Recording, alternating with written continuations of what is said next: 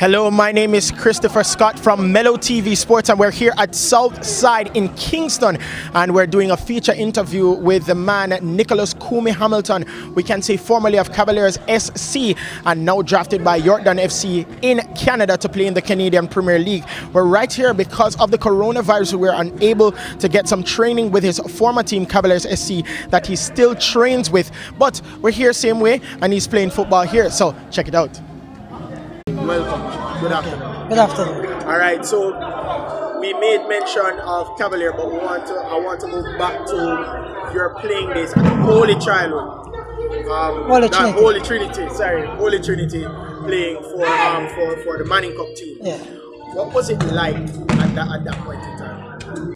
At the Manning Cup level, it was really tough for us at Holy Trinity, a school that don't got only for support, but a lot of players there and talent there with art, so we go out there and fight really hard. And I was one of the successful players in the team that actually go on and move to the next level.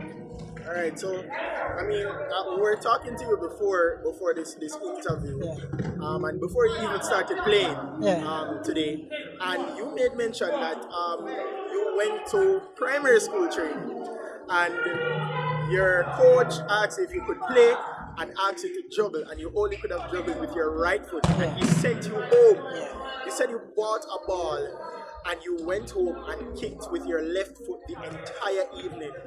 Have you had that workhorse mentality all throughout your life, applying it to football and where you are now? Yeah, well, my primary school coaches are very tough one. First of all, Ixman Cardwell, rest in peace every time. I went to training and he told me to juggle and I couldn't use my left foot. And I went home and buy a ball and started to use my left foot all day. When I went back to training, I could actually use my left foot a little.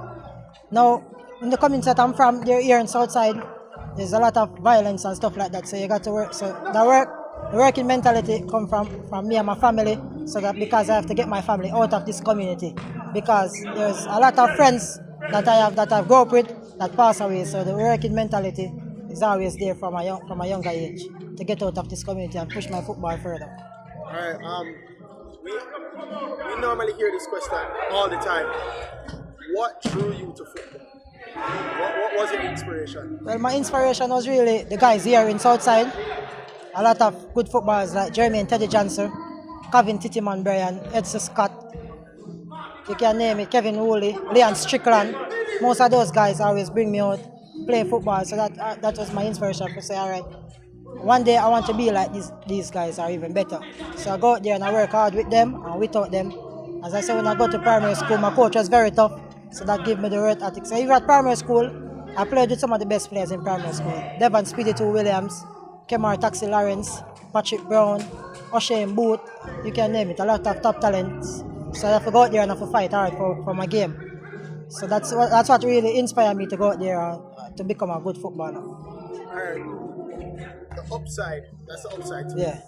We're going to talk about the disadvantage for a little bit. Have you ever felt demotivated to continue playing football as a professional?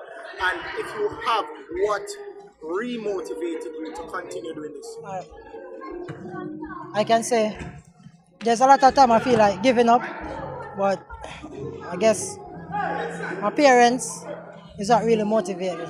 I never grew up with my mom and my dad together. I grew up with my mom doing everything and struggle and work hard for me, so I have to make sure that she's okay, so that's what motivates me. But there's a lot of time that I think to give up. My best friend was killed right beside me, and that meant I was going to put down football totally. But then I look back and I say, football is my life. I can't make because of that. I put down football, so there's a lot of things that discourage me. A lot of people tell me that I'm not good to make the national team and stuff like that. Even when I'm younger, under 17, I usually get called up into camps, but never actually played a game for the under 17 national and under 20 national team. So all of that used to discourage me, but I just have to go out there and work hard because my parents and my family work hard for me. So I need to put out the work so I can make them live a better life. What did Rudolph see in you as a Cavalier player? I mean, you have scored some memorable goals in the last 2 seasons for Cavaliers, especially the last 2 seasons for Cavaliers. So what did Rudolph Speed see in you that said, listen, this boy Nicholas Hamilton is a very good player and can be even greater? What did you see? Rudolph Speed can be a very harsh man sometimes, but he's a really good person, you know. He can actually carry a player to man management and tell you what he wants you to do and actually work out. So he looked at me and said, well, Nicholas or Kumi, you got to go out there and think about it the next 2 years, because this is the future where they want to be in Jamaica, you want to go overseas. So you go out there and give me a free role so I can go out there in attacking positions. I have to do my best and make sure when I do it, it work out so that the team can be better. You can come out with the assist or a goal. So he motivates us to go out there and do good. Plus he have a lot of connections that's been talking to us, told that we need to go, once to go out there and perform well and up to standard, we can only get out of here. So that motivates us to go out there and do a lot. Mr. Speed is a really good man. He has done a lot for me and my family, I can say. And I really respect him for that and the opportunity that I have now. All right.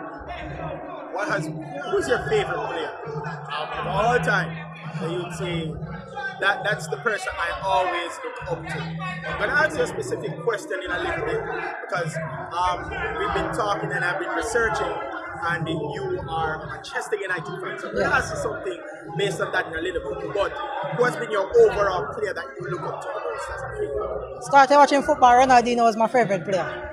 You know, he does a lot of magic with the football, and that always inspired me as a player. So he's a very good player, and he motivates me a lot. And then I would say probably Robinho right after, because growing up, Robinho just jumped in the spotlight. But Ronaldinho is my number one favorite football player. So Ronaldinho was really my favorite football player. So Manchester United has been your favorite team throughout the years. Yes. I know that. Who has been your most exciting Manchester United player? Is he currently playing? Because there are certain United players that are still playing in a league elsewhere. Are there any Manchester United players that you look up to as well? It was Cristiano Ronaldo coming to Manchester United, very young and very exciting. I watched a couple of games. I didn't get to watch much of Manchester United at the time. I know I was younger at the time, but I was focusing on schoolwork and stuff like that. But he was my favorite player at Manchester United, and otherwise Wayne Rooney. All right. Now, football is not only your other sport that you love. You love basketball. You're a basketball fan as well. I mean, has that also pushed you to continue sports as a profession as well? And how has it pushed you? Well, it has really pushed me. Basketball has been I used to play basketball at primary school, so it has really been a sport that I like from day one. And so even after football, maybe if I have some time, I would probably play some basketball back here in Jamaica, or even try to be a sports analyst or something, because sports is something that I really love. All right. Now we're going to the big aspect of this. You're going to Canada. The Canadian Premier League just concluded its inaugural season last season. You're going to York. York 9 FC. York. And this should be it must be a monumental moment for you to now go in another top flight. Even though it's not known for its football, but it has produced some good football plays in its inaugural season. Yeah. Talk to us about the moment you found out that you were going there. Well, the moment it really came up when I go and watch a game, Jamaica versus Aruba in the Nations League, and I was there sitting with Rudolph Speed, and he mentioned to me that he's going to speak with an agent from Canada, which is working in the Canadian Premier League, and he asked if I'm interested, and I said, yeah, sure.